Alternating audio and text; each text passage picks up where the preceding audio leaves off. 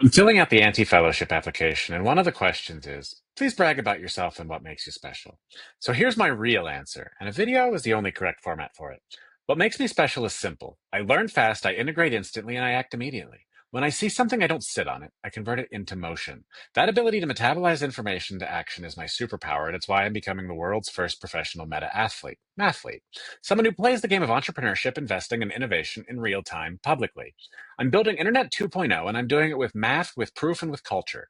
My advantage isn't just speed, it's conscious speed.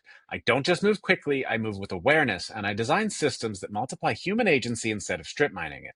To bring this into the world, I'm launching Meta SPN, the Conscious League for Founders, a competitive league for entrepreneurship and investment. Instead of hiding all the real work behind closed doors, we make the process visible. We turn founders into athletes, investors into coaches, and execution into a broadcast sport.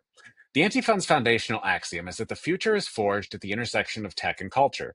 That's exactly the intersection where Meta SPN and Internet 2.0 live. And your second axiom, that the best founders are anti by definition, describes my entire operating system. I'm not here to fit into the status quo. I'm here to replace broken infrastructure with something that actually respects human time and human intelligence. So I'm applying to this fellowship because it's the perfect launchpad for Internet 2.0. Logan, Jake, you've proven that a small group of people operating with extreme agency, speed, and cultural resonance can bend reality. I'm building the infrastructure for the next generation to do the same, consciously. That's my brag. I build the future as fast as I can think it.